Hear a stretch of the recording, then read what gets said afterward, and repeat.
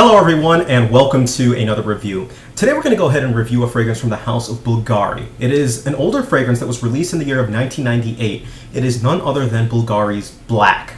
Now, whoops, actually had the cap still off, but here is the bottle. It's the infamous hockey puck many people know as. It says Bvlgari pretty much all around the side of, the rubber on it. And it says Bvlgari on the cap as well. It's got a very interesting design. It looks kind of just like a hockey puck if you threw a fragrance inside of the actual hockey puck. Very unique design. I've only seen it in this size, actually, the 2.5 milliliter.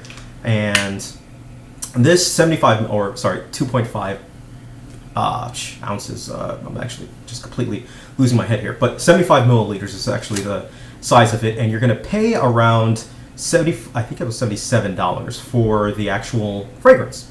A fragrance was created by Annick Minardo, I believe. Yes, Annick Minardo was a creator of it. And with that, let's go ahead and get into the notes real quick. The notes consist of green tea, bergamot, rose, sandalwood, cedar, jasmine, and for our base we have leather, amber, musk, vanilla, and oak moss.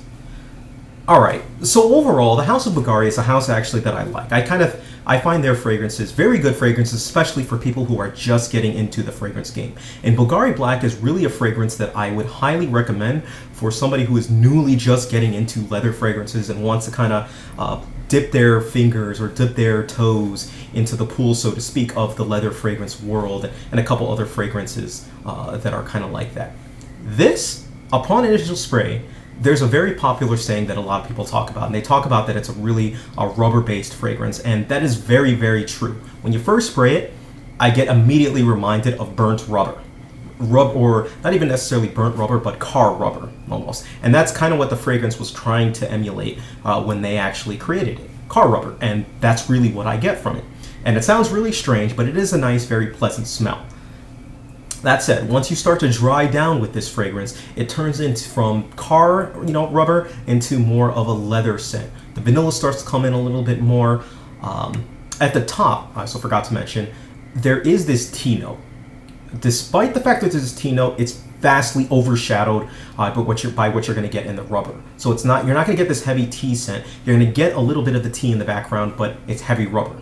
I don't get any of the rose. I don't really get the bergamot as well. Same thing with the jasmine. I really get a tire smell, which isn't really a note listed here. I'm pretty sure it's probably the musk and the leather that's kind of mixed together.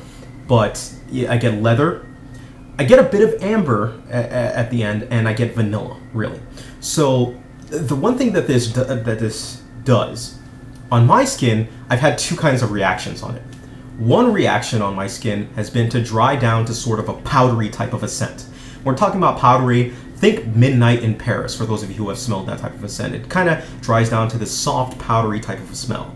The other type of a dry down that I sometimes get is this really more laid-back, leather-based type of a scent that has the vanilla softening it up. So I've had two different reactions on my skin. Most of the time, though, I get the powdery reaction rather than the leather reaction to it. So two different types of reactions. And depending on your skin, you really want to try this one out because it will vastly vary on your skin on how it actually reacts. Either way, you should get that leather or that rubber note in the very beginning of the fragrance to kind of bring it out. Now, overall, what would I would still classify the scent as a leather scent, and I think it's a great intro scent, especially for people who are just getting into leathers. It's more of a safe leather than anything else. I mean, if you don't like this one, I'm not even going to go as far as say that you won't like leather scents, because that's not necessarily true. You never know with the scent, but it is a good intro scent because of its safety factor. I go about 2-3 sprays with this fragrance sometimes. I've tried it with a little bit more, but I found it to be a little bit too cloying if you go for a little bit more of it. It's perfect for the fall, especially. It's pretty nice for the winter as well. Colder weather is the key here. Not as great in the hot weather, just because hot weather really tends to amp it up and to really give it a more of a cloying factor and a more of a suffocating type of a factor overall as well. As far as occasion goes, I think this is great for a casual fragrance. I think this is great for a date fragrance. I'm not too high on it for the office. I'm not too high on it for intimate situations or anything like that, or high class situations. But it does double as, you know, kind of a sexy scent as well too. So keep that in mind. Age group, any age group can wear this one. And one of my recommended fragrances, especially for younger kids, if you're looking to get into these fragrances as well too.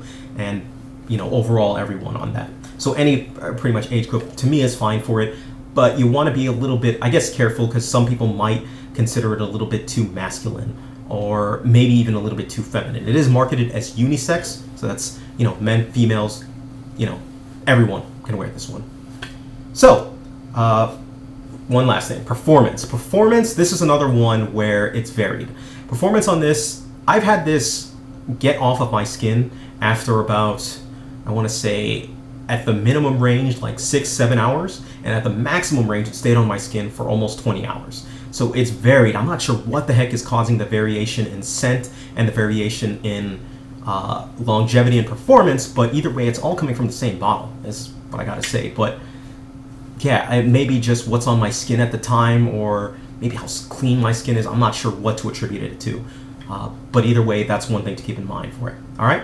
So, as with all my fragrances, I always take them down to Times Square and have people, you know, take a sniff of it, smell it, have 100 people smell it, and give you what they said for it. So, 45 people liked it. Of the people who liked it, they said that it was manly, they said that it was sexy, they said it was unique. There were 24 people who disliked it. 24 people, they said that it was weird, it smelled too much like cars, it smelled too much like burnt rubber, is what they said.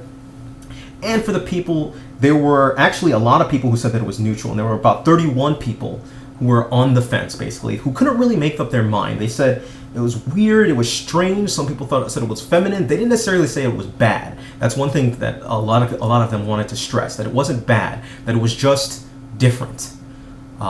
So, you know, if there's any of fragrance that you're looking for that's a little bit on the different side, you know, you definitely want to take a look at this one from the designer realm of things. There are always, you know, different things everywhere, but definitely want to take a look at this one. This was the most neutral reactions that I've ever gotten for a fragrance so far to date. One thing to keep in mind. So as far as a rating goes, I give this one a rating of a 6 out of 10. I don't think it's a bad fragrance. It is not a bad fragrance, and I, again, think it's a great intro fragrance, especially for leather-based fragrances. It is a little bit too simplistic for me, though. It smells like burnt rubber, and the burnt rubber thing, for me, just doesn't really do it all too much. It still is a pleasant smell, that I'll say, but it just doesn't really... I prefer my leathers a little bit more... have a little bit more kick to it, a little bit more oomph to it, and that's one of the reasons why I can't give Bvlgari Black a great rating. And also, the performance and the change in smell kind of worries me, to be perfectly honest. It is a legit bottle, you know, straight from Sephora, but... or I believe it's from Sephora, or I might have bought it off, I'm not even sure at this point. But either way, but the change in performance does kind of bother me with this fragrance. I'm not sure why, but it does. I like to know what I'm going to get out of a fragrance, and for this one, I can't definitively say that, hey, I'm going to get this out of the fragrance, or I'm going to get that out of the fragrance, okay?